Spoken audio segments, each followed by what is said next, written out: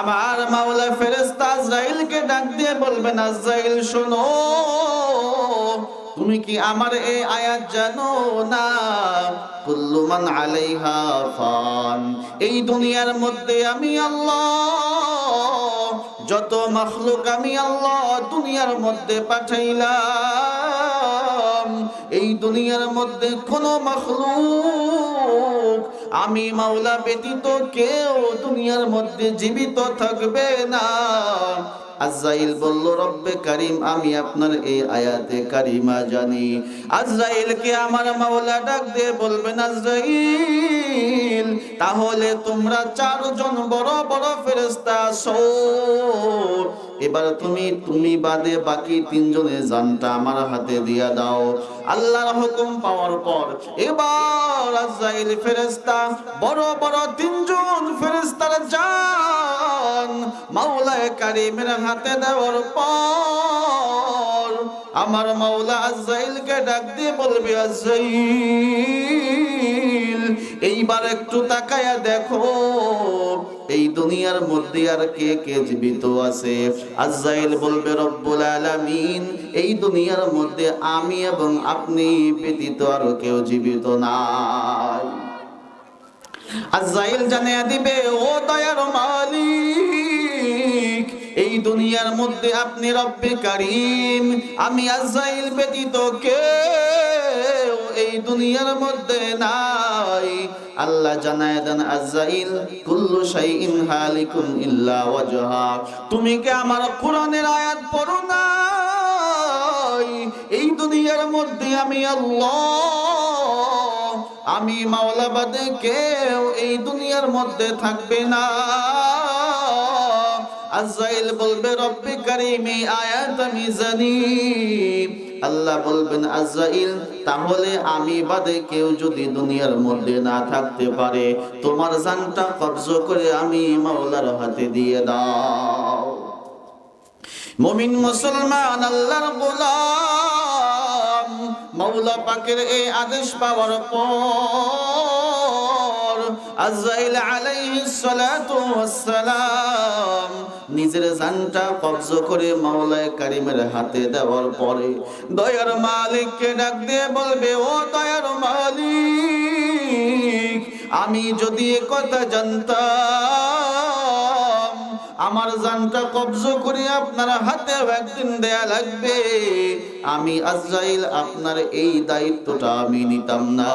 আমার ভাই জিবরাইলকে ওহির দায়িত্ব দিয়া দুনিয়ায় পাঠাইছেন। আমি আজরাইল যদি জানতাম আমার জানটা কবজা করে আপনার হাতের মধ্যে দেওয়া লাগবে, ওই দায়িত্ব নেওয়ার সময় আমি আজরাইল এই জান কবজের দায়িত্ব না নিয়া ওহির দায়িত্ব নিতাম। আমার ভাই ইসরাফিলকে আপনি সিংহায় ফুৎকার দেওয়ার দায়িত্ব দান করেছেন। আমি যদি জানতাম এই দায়িত্ব না দিয়া সিংহায় ফুৎকার নেওয়ার দায়িত্ব নিতাম। আমার ভাই মিকাইলকে আপনি মেঘমালা বর্ষণ করার দায়িত্ব দিয়েছেন। আমি যদি জানতাম মৃত্যুর এই দায়িত্বটা না নিয়ে আমি মেঘমালার দায়িত্বটা নিয়ে নিতাম। ওরে মুমিন মুসলমান আল্লাহর গোলাম, তাহলে আমার আপনার মৃত্যু কত ভয়ঙ্কর। যেই আজরাইল আমার আপনার জান কবজা করে মাওলায়ে কারীমের হাতে দিয়ে দেয়, ওই আজরাইল মাওলায়ে কারীমকে বলতেছে, রব্বুল আলামিন, আগে থেকে জানলে আমি এই দায়িত্ব না নিয়ে অন্য দায়িত্ব নিয়ে নিতাম। মুমিন মুসলমান, এবার যখন সমস্ত দুনিয়ায় কেউ নাই, আমার মাওলায়ে কারীম জানায়া দেন, ও দুনিয়ার গোলাম, ওয়াল আরদু জামিআন কবদাতুহু ইয়াউমাল কিয়ামা, আমি আল্লাহ ৭ তবক আসমান ৭ তবক জমিন আমি মাওলা দুই হাতে গুটানোর পর আমি মাওলা ৭ তবক জমিন ৭ তবক আসমান মাওলার কুদরতে হাতে নেওয়ার পর আল্লাহ পাক দুনিয়ার দিকে তাকিয়ে তাকিয়ে ঘোষণা দিতে থাকবেন, আইনাল জাব্বারুনা ওয়া আইনাল মুতাকাব্বিরুন, আল্লাহ পাক দুনিয়ার দিকে তাকিয়ে ঘোষণা দিবেন, ও দুনিয়ার অহংকারী বাদশারা তোমরা কোথায়? দুনিয়ার জালেম বাদশারা তোমরা কোথায়? আল্লাহ জানায়া দিবেন, লিমানিল মুলকুল ইয়াউম, রাজত্ব তোমাদের কোথায় গেল? দুনিয়ার মধ্যে কেউ নাই। আল্লাহ পাক আসমান জমিনকে দুই হাতে নেওয়ার পর ঘোষণা দিতে থাকবেন, লিমানিল মুলকুল ইয়াউম, ও জালেম বাদশারা তোমাদের রাজত্ব কোথায়? ফেরাউনের রাজত্ব কোথায়? নমরুদের রাজত্ব খতম। ওরে মুমিন মুসলমান আল্লাহর গোলাম, পৃথিবীর জমিনে যত বড় বড় জালেম বাদশার আবির্ভাব হয়েছিল, সেই জালেম বাদশারা কি স্থায়ী হয়েছে নাকি ধ্বংস হয়েছে? সমস্ত জালেম বাদশারা ধ্বংস হয়ে গেছে। আমার আল্লাহ ওই দিন ঘোষণা দিতে থাকবেন, আইনাল জাব্বারুন। আল্লাহ ঘোষণা দিতে থাকবেন, কোথায় আজকে অহংকারী বাদশা কোথায়? ও আইনাল মুতাকাব্বিরুনা, জবরদখলকারী বাদশারা আজকে কোথায়? আল্লাহ পাক প্রত্যেকটা সারা পৃথিবীতে তিনবার ঘোষণা করবেন, লিমানিল মুলকুল ইয়াউম, রাজত্ব আজকে কার? আল্লাহ জানায়া দিবেন, লিমানিল মুলকুল ইয়াউম, রাজত্ব আজকে কার? সারা দুনিয়ার মধ্যে কোনো মানুষ নাই, কোনো আওয়াজ নাই।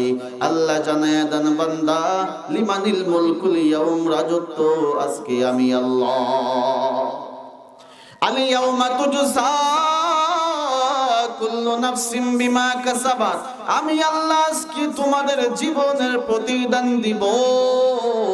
লা যুলমাল ইয়াউমা, আজকে তোমাদের কারো উপরে কোনো জুলুম করা হবে না।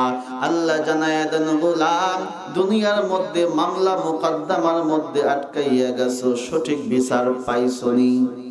আছে? সঠিক বিচার আছে দেশে? নাই। আল্লাহ জানিয়ে দিয়েছেন, লা যুলমাল ইয়াউম, আজকে কোনো জুলুম নাই। বহু জুলুমের শিকার হয়ে দুনিয়ায় জীবন পার করছো,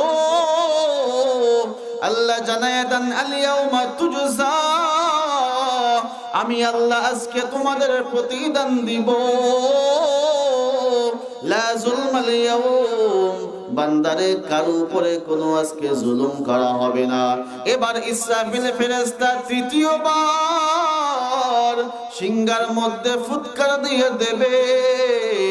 আল্লাহ জানায়া দেন, বান্দা সুম্মা নুফিখা ফীহি উখরা, তৃতীয়বার ফুৎকার দেওয়ার পর, তৃতীয়বার যখন ফুৎকার দেওয়া হবে, ফাইজা হুম কিয়ামুন ইয়ানজুরুন, কবর থেকে সমস্ত মানুষ বাহির হওয়ার পর মানুষগুলো কবর থেকে ওঠার পরে একে অপরের দিকে তাকাতাকি করতে থাকবে। এই ব্যক্তি ওই ব্যক্তির দিকে তাকায়, ওই ব্যক্তি এই ব্যক্তির দিকে তাকায়। কি ব্যাপার, কি শুরু হয়ে গেল? সূরা ইয়াসিনের মধ্যে আল্লাহ জানিয়ে দেন, ও গোলাম, ওয়া নুফিখা ফিস-সূরি ফাইযা হুম মিনাল আজদাস, তোমাদের যখন তৃতীয়বার সিংহায় ফুৎকার দেওয়া হবে, ফাইযা হুম মিনাল আজদাসি ইলা রাব্বিহিম ইয়ানসিলুন, তৃতীয়বার সিংহায় ফুৎকার দেওয়ার পর কবর থেকে তোমরা বাহির হইয়া তোমাদের রবের দিকে তোমরা দৌড়াইতে থাকবা। ওই দিন যারা মুমিন মুসলমান খাঁটি ঈমান নিয়ে যারা কবরের মধ্যে গিয়েছিল, ওই মুমিন মুসলমানগণ ডাক দিয়ে বলতে থাকবে, ইয়া ওয়াইলানা মান বাআসানা, হায় আমাদের আফসোস, এত সুন্দর ঘুম থেকে আমাদেরকে আজকে কে জাগ্রত করলো?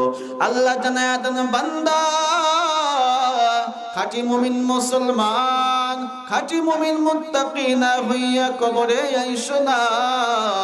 আল্লাহ জানায়া দেন, বান্দা হাক্কা তুকাতিহি ওয়ালা তামুতুন্না ইল্লা ওয়া আনতুম মুসলিমুন, খাঁটি মুসলমান না হইয়া কবরে আসবা না।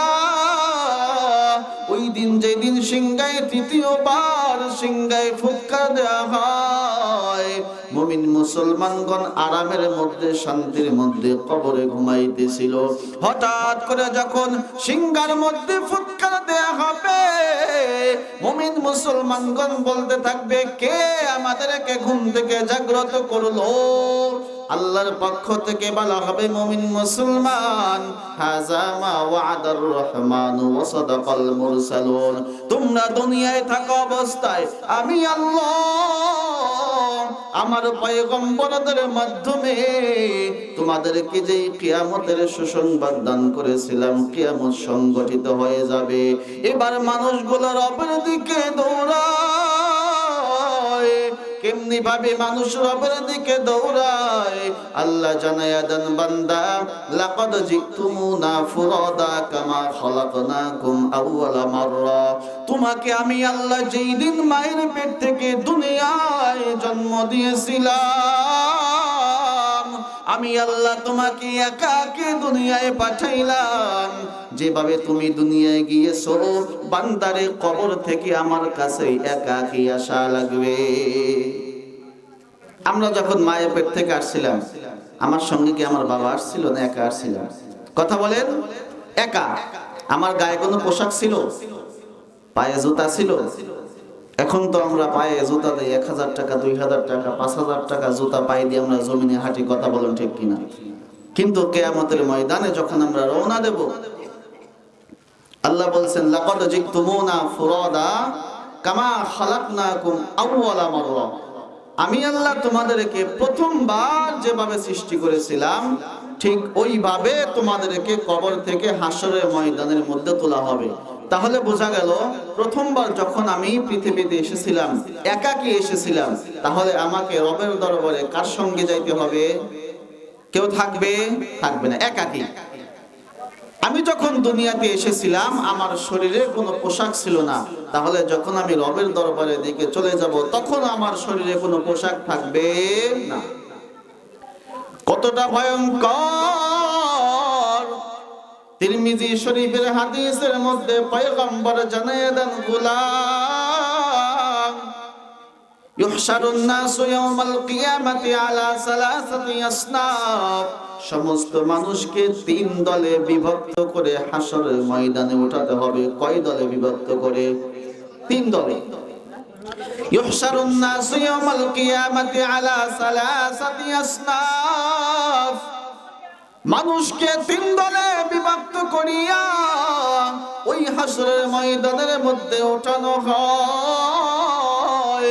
দয়ার নবী জানায় দেন, উম্মত শোনো, একদল মানুষ, তাদেরকে আমার আল্লাহ আরোহী অবস্থায় হাসরের ময়দানে পৌঁছাইয়া দেবেন। ও মুমিন মুসলমান, যাদেরকে আমার আল্লাহ আরোহী অবস্থায় হাসরের ময়দানে পৌঁছাইয়া দেবেন, তাদের কি কোনো কষ্ট হবে? কষ্ট হবে না। কেন? কারণ আল্লাহ তাআলা আরোহী অবস্থায়, তাদের পা দিয়ে হাঁটতে হবে না। আল্লাহ পাক রব্বুল আলামিন এমন সুন্দর ব্যবস্থাপনা করবেন যে আল্লাহ তাআলা তাদেরকে বিদ্যুতের গতিতে হাসরের ময়দানে পৌঁছাইয়া দেবেন। সুবহানাল্লাহ। দ্বিতীয় প্রকার, ওয়াসিনফুন রুকবানা। পয়গম্বর জানায় দেন, ও দুনিয়ার মানুষ,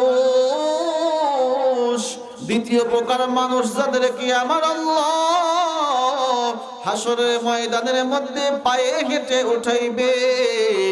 3 নম্বর প্রকার, ওয়াসিনফুন আলা উজুহিহিম।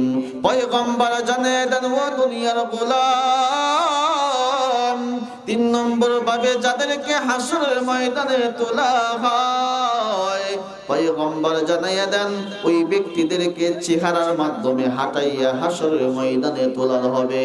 ফেরেশতা সাহাবায়ে কেরাম পয়গম্বরকে ডাক দিয়ে বললেন, ও পয়গম্বর আমার, আল্লাহ পাক মানুষকে কিভাবে চেহারার মাধ্যমে হাঁটাইবেন? পয়গম্বর জানায় দেন, সাহাবাদের দল, যেই আল্লাহ তোমাদেরকে 2টা পা দিয়ে পায়ের মাধ্যমে হাঁটাইতে পারেন, যেই আল্লাহ তোমাদেরকে 2টা পা দিয়ে জমিনের মধ্যে হাঁটান, ওই আল্লাহর জন্য সম্ভব ওই হাসরের ময়দানে আল্লাহ পাক তোমাদেরকে পা ব্যবহার না করাইয়া আমার মাওলা তোমাদেরকে চেহারার মাধ্যমে হাসরের ময়দানে তুলবে। চেহারার মাধ্যমে হাসরের ময়দানে যাইতে হবে, পা ব্যবহার করা যাবে না। ও মুমিন মুসলমান ভাই, একটাবার চিন্তা করে দেখুন, চেহারার মাধ্যমে পা দুইটাকে উপর করে মাথা নিচু করে কবর থেকে যাইতে হবে, কত কষ্টের ব্যাপার। আল্লাহ জানায়া দেন, গোলাম ওয়ানাহশুরুহুম ইয়াওমাল কিয়ামাতি আলা বুজুহিহিম উমিয়া ওয়া বুকমা ওয়া সুম্মা। আমি আল্লাহ অপরাধীদেরকে আমি আল্লাহ পা ব্যবহারের অনুমতি না দিয়া চেহারার মাধ্যমে উপর করে আমি আল্লাহ তাদেরকে কবর থেকে উঠাইব। শুধু চেহারার মাধ্যমে নয়, অন্ধ হয়ে যাবে, অন্ধ হয়ে হাসরের ময়দানে উঠানো হবে। এবার জাহান্নামীদের দল মাওলাকে ডাক দিয়ে বলবে, ও দয়ার মালিক, কেন আমাদেরকে আপনি অন্ধ বানাইলেন? আল্লাহ জানায় দিবেন, বান্দা, আমার কিতাব কোরআন তোমাদের কাছে দুনিয়ার মধ্যে আসছে কি আসে নাই? আসে নাই? কোরআন আমাদের কাছে নাই? আল্লাহ জানায় দেন, গোলাম ওয়ামান আ'রাদা আন যিকরি ফাইন্না লাহু মাঈশাতান দানকা। ওয়ামান আ'রাদা আন যিকরি, যেই বান্দা আমি মাওলার কোরআন থেকে মুখ ফিরিয়ে নিবে, ফাইন্না লাহু মাঈশাতান দানকা, আমি আল্লাহ তার দুনিয়ার জীবনটাকে সংকীর্ণ করে দেব। ও মুমিন মুসলমান ভাই, আজকে আপনার লক্ষ লক্ষ টাকা থাকতে পারে, আপনার অনেক সম্পত্তি থাকতে পারে, পরিবারের মধ্যে যদি দিনদারিতা না থাকে মুসলমান, ওই পরিবারের মধ্যে কোনোদিন শান্তি আসতে পারে না। বলুন ঠিক কিনা? অনেক টাকা পয়সার মালিক সন্তান মদের আড্ডা খানায় যায়, আছে না নাই? অনেক টাকা পয়সার মালিক স্ত্রী কথা শোনে না, একাই কাশীনাথপুর বাজারে মার্কেট করতে যায়, আছে না নাই? আল্লাহ পাক জানায়া দেন, বান্দা, আমি তোমার দুনিয়ার জীবনকে সংকীর্ণ করে দেব কোরআন থেকে যদি মুখ ফিরিয়ে নাও। যদি আমার কোরআন তোমার কাছে ভালো না লাগে, আমার কোরআন, এই কোরআন দিয়ে যদি তোমার জীবনটাকে না সাজাও, আমি আল্লাহ তোমার দুনিয়ার জীবন তোমার জন্য আমি আল্লাহ সংকীর্ণ করে দেব।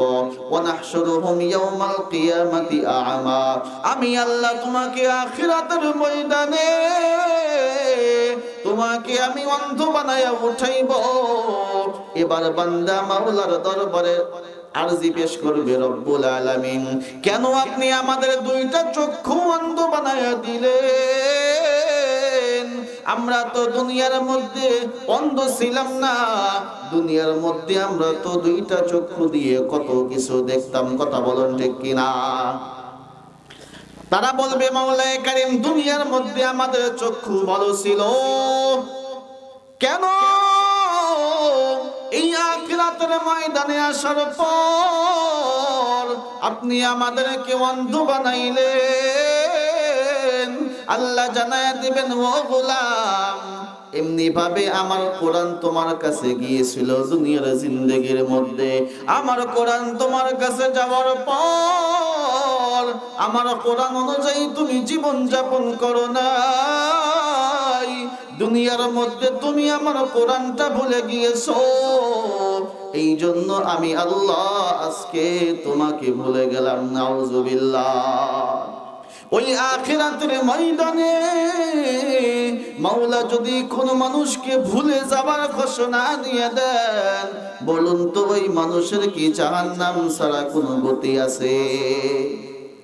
জাহান্নাম ছাড়া কোনো উপায় নাই। আখিরাতে যদি আল্লাহ পাক বলে, বান্দা, আমি তোমাকে ভুলে গেলাম, তোমার সঙ্গে আমার সঙ্গে কোনো সম্পর্ক নাই, ও ভাই, তাহলে এই দুনিয়ার জিন্দেগির 5 পয়সার কোনো মূল্য নাই। আল্লাহ জানায়া দেন, বান্দা, যদি আমার কোরআনটাকে তুমি না মানো, আমি আল্লাহ ওই আখিরাতের ময়দানের মধ্যে আমি আল্লাহ তোমাকে অন্ধ বানায়া উঠাইব। আমি আল্লাহ তোমার চেহারার মাধ্যমে হাঁটাইয়া হাঁটাইয়া আখিরাতের ময়দানের মধ্যে তুলব। কেমনে সম্ভব? ও মুমিন মুসলমান, আল্লাহর গোলাম, একবার তাকাইয়া দেখুন আমার মাওলা এই দুনিয়ার মধ্যে যত মাখলুক সৃষ্টি করেছেন সব মাখলুক কি পায়ের মাধ্যমে হাঁটে নাকি পেটের মাধ্যমেও হাঁটে, আছে না নাই? সাপের দিকে তাকান, বিচ্ছুর দিকে তাকান, সাপের কয়টা পা আছে? সাপের পা আছে? কথা বলুন, পা আছে? বিচ্ছুর পা আছে? নাই। তাহলে আল্লাহ পাক তাদেরকে দুনিয়ার মধ্যে হাঁটাইতেছেন, তার মানে আল্লাহ তাআলা বুঝাই দিচ্ছেন, বান্দা আমি যে তোমাকে চেহারার মাধ্যমে কিভাবে হাঁটাবো দেখো, সাপের দিকে তাকাও, ওকে আমি আল্লাহ পা দেই নাই, এই মাখলুকের আমি আল্লাহ পা দেই নাই, তারপর পেটের মাধ্যমে তারা হাঁটতেছে।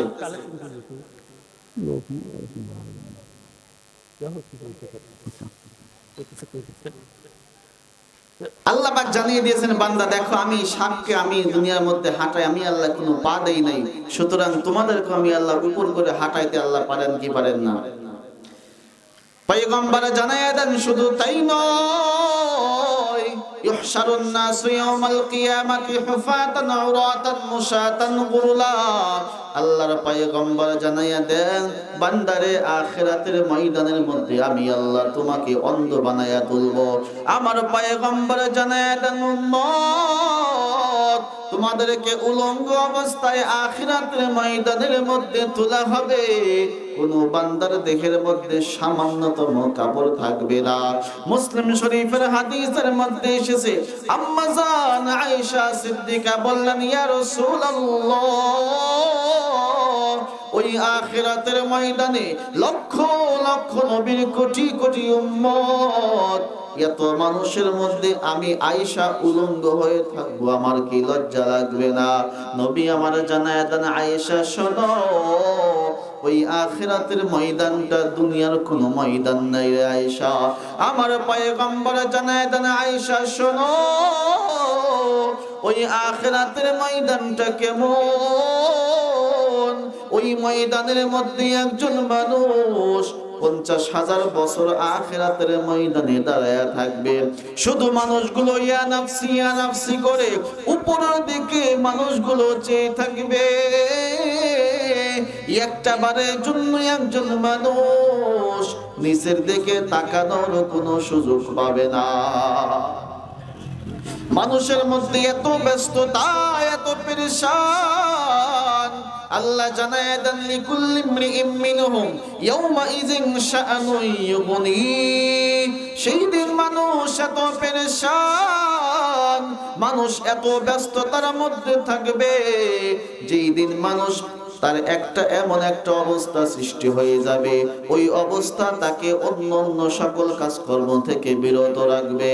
এবার সমস্ত মানুষ আখিরাতের ময়দানে যাওয়ার পর আমার মাওলা ঘোষণা দিয়ে দিবেন, ওয়ানাদউল মাওয়াজিনাল কিসতা লিয়াউমিল কিয়ামাতি ফালা তুযলামু নাফসুন শাইআ। বান্দারে আখিরাতের ময়দানে আমি আল্লাহ একটা দাঁড়িপাল্লা কায়েম করব, আমি আল্লাহ একটা আদালত প্রতিষ্ঠা করব, আমি আল্লাহ একটা বিচার কার্য দাঁড় করাবো। সেই বিচার কার্যের মধ্যে কারো উপর কোনো জুলুম করা হবে না। লা যুলমাল ইয়াউমা ইন্নাল্লাহা সারিউল হিসাব। আল্লাহ বলেন, বান্দা আমি তোমাদের মধ্যে খুব দ্রুত হিসাবের কাজ শেষ করব। আল্লাহ পাক কত দ্রুত হিসাব নেবেন হাদিসের মধ্যে পয়গম্বর জানায়া দেন, কিয়ামতের ময়দানে হিসাব শেষ হইতে 50,000 বছর সময় লাগবে। কয় বছর? তাহলে এই হলো আল্লাহ তাআলা আমাদের কি করবেন? দ্রুত হিসাব নেবেন। তাহলে দ্রুত হিসাব নেবেন এর মেয়াদ হলো 50 বছর। 50 বছর না, 50,000 বছর। তাহলে ওই দিন আমাকে আপনাকে দাঁড়ায় থাকতে হবে। আর এখন বর্তমান মুসলমানের ঈমান এত পাকাপোক্ত, শুক্রবারে নামাজ পড়তে আসে, এক ওয়াক্ত পড়বে সারা সপ্তাহের মধ্যে, সারা সপ্তাহে এক ওয়াক্ত। যদি কোনো মতে ইমাম সাহেবের নামাজ একটা 30 মিনিট থেকে 35 বেজে যায়, এমন ভাব দেখায়, এমন ব্যস্ততা দেখায় যে ঘরে নতুন বউ রেখে আসছে। ঠিক কিনা বলুন? এমন একটা ব্যস্ততা আমরা দেখাই, কি বাবা নামাজ শুরু হয় না কেন, মানে কি এমন ব্যস্ততা তার? 3 মিনিট 4 মিনিট সময়, আর যদি রাত 3টা বাজে আর্জেন্টিনা ব্রাজিলের খেলা হয়, যুবকের ঘুমই আসে না। তাহলে এই জমিনের মধ্যে শান্তি কিভাবে আসবে বলেন? এই জমিনের মধ্যে আল্লাহ পাক কি জন্য শান্তি নাজিল করবেন? যেই যুবকরা আর্জেন্টিনা ব্রাজিলের খেলা দেখার জন্য রাত 3টা পর্যন্ত জাগ্রত থাকে, আর শুক্রবারে মসজিদে 3 মিনিট 4 মিনিট নামাজ দেরি হইলে তার ব্যস্ততা বেড়ে যায়, এই জমিনের মধ্যে শান্তি আসা সম্ভব নয়। তাহলে আখিরাতের ময়দানে আল্লাহ পাক দ্রুত হিসাব নেবেন। সেই হিসাবের সময়টা আমাকে আপনাকে মনে রাখতে হবে 50,000 বছর। আল্লাহ বলবেন, বান্দা আল-ইয়াওমা তুজজা কুল্লু নাফসিন বিমা কাসাবাত লা যুলমাল ইয়াওম ইন্নাল্লাহা সারিউল হিসাব। আমি আল্লাহ খুব দ্রুত হিসাব নেব। দ্রুতর সময় হলো 50,000 বছর। ওই আখিরাতের ময়দানের মধ্যে কোনো ছায়া নাই। ওই আখিরাতের ময়দানের মধ্যে আল্লাহ পাক ওই সূর্যটাকে কত মাথার নিচে নিয়ে আসবেন। ঘামের কারণে মানুষগুলো সাঁতরাইতে থাকবে, মানুষগুলো অস্থির হয়ে যাইবে। কেন? বিচার কার্য শেষ হয় না। আল্লাহ জানায় দেন, বান্দা ওই আখিরাতের ময়দানের মধ্যে আমার কিছু বান্দাদের জন্য আমি আল্লাহ সামিয়ানার ব্যবস্থা রেখে দিয়েছি। আল্লাহু আকবার। তাহলে এই সামিয়ানা আখিরাতেও থাকবে কি থাকবে না? সবার জন্য নয়। আল্লাহ জানায় দিয়েছেন, আমি 7 শ্রেণীর মানুষের জন্য ওই আখিরাতের ময়দানের মধ্যে আমি আল্লাহ সামিয়ানার ব্যবস্থা করেছি। তাহলে আপনি আমি সেই সামিয়ানা আখিরাতে দরকার আছে না নাই? সামিয়ানার দরকার থাকতে হলে কোরআন মানতে হবে মুসলমান। আখিরাতের ময়দানে সামিয়ানা যদি পেতে চাও, ওই রাসূলের দেখানো পথে জীবন যাপন করো। মন মতানো জীবন, মন চাহি জিন্দেগি পরিত্যাগ করে কোরআন আর সুন্নাহর মধ্যে আসো। আমার মাওলা ওই আখিরাতের ময়দানে সামিয়ানার ব্যবস্থা করবে।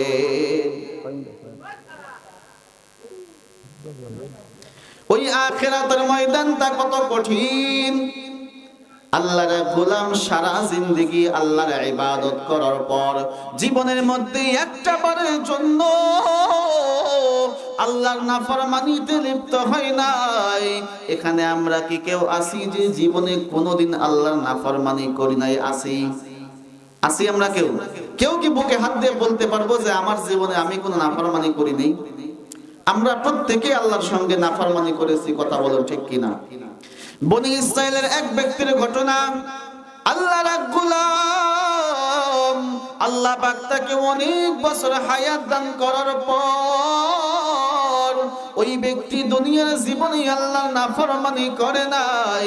এবার ওই বান্দা হাসরের ময়দানে যখন হাজির হয়ে গেল, আমার মাওলা ওই বান্দাকে ডাক দিয়ে বলল, গোলাম, আমি আল্লাহ তোমার জিন্দেগির ইবাদত, আমি আল্লাহ তোমার জিন্দেগির উপর খুশি হয়ে গেলাম, আমি আল্লাহ তোমার ইবাদতের মধ্যে সন্তুষ্ট হয়ে গেলাম, আমি আল্লাহ রাজি হইয়া আমি আল্লাহ আমার রহমতে তোমাকে জান্নাত দান করলাম।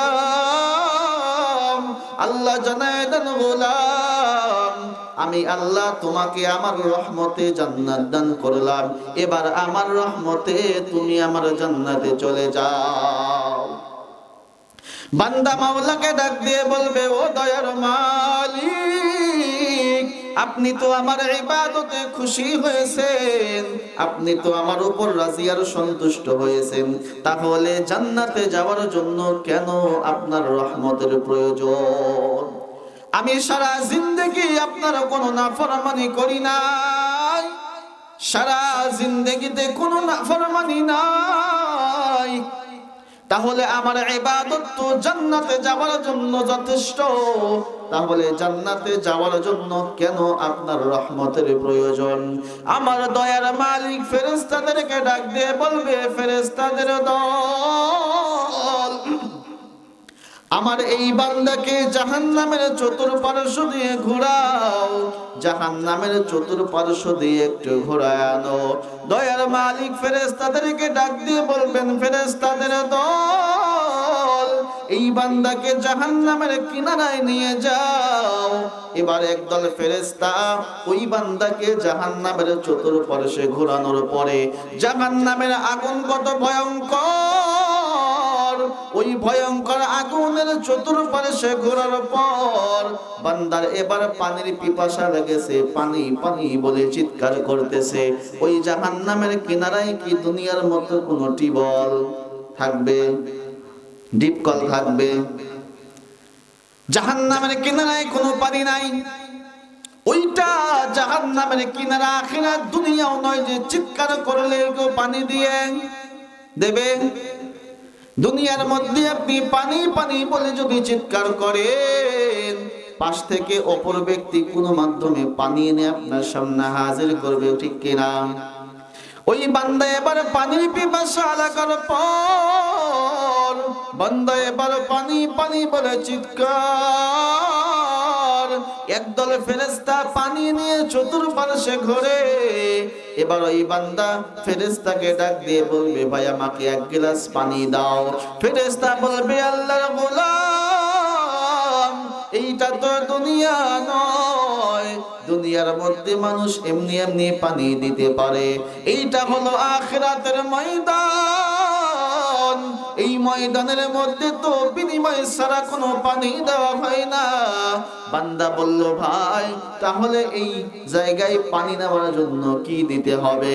ফেরেশতা ডাক দিয়ে বলল, আল্লাহর গোলাম, এক গ্লাস পানি যদি আমার থেকে তুমি নিতে চাও, তোমার সারা জিন্দেগির আমল, সারা জিন্দেগিতে তুমি যত ইবাদত করেছো, ওই সারা জিন্দেগির ইবাদত যদি আমাকে তুমি দিয়ে দাও, তোমার সারা জিন্দেগির ইবাদতের বিনিময় সারা জিন্দেগির ইবাদত যদি দাও, তাহলে আমি তোমাকে এক গ্লাস পানি দিতে পারি। এবার আল্লাহর গোলাম ডাক দিয়ে বলল, ভাই নাও নাও, এই যে আমার সারা জিন্দেগির ইবাদত এইখানে আছে, এই ইবাদতগুলো নেওয়ার পর আল্লাহর গোলাম এক গ্লাস পানি ফেরেশতা থেকে নিয়ে নেয়। এবার আল্লাহর ওই বান্দা এক গ্লাস পানি পান করছে। বলুন তো বিনিময় কি? সারা আমল না, সারা জিন্দেগির আমল। এখন ওই বান্দাকে আল্লাহ পাক শত শত বছর হায়াত দান করেছেন। আমাদের মধ্যে শত শত বছর হায়াত পায় এরকম মানুষ খুবই কম না বেশি? কম। তাহলে ওই বান্দাকে অনেক পূর্ববর্তী জামানার একজন মানুষ হবেন তিনি, তাকে আল্লাহ পাক শত শত বছর হায়াত দান করেছেন। এই শত শত বছরের ইবাদত, তাও জিন্দেগির মধ্যে কোনো নাফরমানি নাই, আছে শুধু ইবাদত। এখন এত ইবাদতের মাধ্যমে জাহান্নামের কিনারায় গিয়ে এক গ্লাস শরবত পান করছে, পানি পান করছে, সব ইবাদত শেষ। তাহলে বলুন তো আমার আপনার ইবাদতের কি অবস্থা? এই ইবাদত দিয়ে কি আল্লাহর জান্নাতে, রহমত ছাড়া জান্নাতে যাওয়া যাবে? এই ইবাদত দিয়ে কি আরশের ছায়া পাওয়া যাবে? মুমিন মুসলমান আল্লাহর গোলাম, এবার ওই আল্লাহর গোলাম এক গ্লাস পানি পান করার পর সমস্ত ইবাদতগুলো শেষ হয়ে যাবার পর মাওলার কাছে ডাক দিয়ে বলল, দয়ার মালিক, আমি এক গ্লাস পানি পান করার পর আমার সারা জিন্দেগির ইবাদত শেষ। এবার আল্লাহ আপনার রহমত ছাড়া জান্নাতে যাওয়ার কোনো ব্যবস্থা নাই। আল্লাহ জানায় দিবেন, বান্দা আমি আল্লাহ এই জন্য আমার রহমত তোমাদের জন্য রেখে দিয়েছি। আমি আল্লাহ আমার দয়ার সাগর তোমাদের জন্য আখিরাতের ময়দানের জন্য রেখে দিলাম। ও মুমিন মুসলমান ভাই, আল্লাহ পাক তার রহমত আর দয়াকে 100 ভাগ করার পর একটা ভাগ দয়া আমার আল্লাহ সারা দুনিয়ার মাখলুককে দান করেছেন। আল্লাহ পাক 99 ভাগ দয়া নিজের কাছে রেখে দিয়েছেন। এই একটা ভাগ দয়া পাওয়ার পর মা এবং সন্তানের মধ্যে সুন্দর সম্পর্ক হয়, বাবা এবং সন্তানের মধ্যে সম্পর্ক হয়। একটা ভাগ দয়া পাওয়ার পর পশু পাখি তাদের ছানাগুলোকে ভালোবাসে কি বাসে না? কুকুর তার ছানাকে ভালোবাসে, মহব্বত করে। বিড়াল তার ছানাকেও মহব্বত করে। প্রত্যেকটা মাখলুকের দিকে তাকান, প্রত্যেকটা মাখলুকের মধ্যে এই যে সুন্দর সম্পর্ক, আল্লাহ জানায় দেন বান্দা আমি আল্লাহ মাত্র এক ভাগ দয়া তোমাদের মধ্যে দান করার পরে তোমাদের মধ্যে কত সুন্দর সম্পর্ক সৃষ্টি হয়ে যায়। আমি আল্লাহ তোমাদেরকে জাহান্নাম থেকে রক্ষা করার জন্য আমি আল্লাহ 99 ভাগ দয়া আমার নিজের কাছে রেখে দিলাম। ওই আখিরাতের ময়দানে আমি আল্লাহর 99 ভাগ দয়ার মাধ্যমে আমি আল্লাহ তোমাদেরকে জাহান্নাম থেকে মুক্তি দিয়া জান্নাতে দান করব। ওই বান্দা এবার মাওলার কাছে যাওয়ার পর বলল, ও দয়ার মালিক, এক গ্লাস পানি পান করেছি, হায়াতের সব ইবাদত শেষ হয়ে গেছে। মাওলারে তোমার রহমত ছাড়া জান্নাতে যাওয়ার কোনো ব্যবস্থা নাই।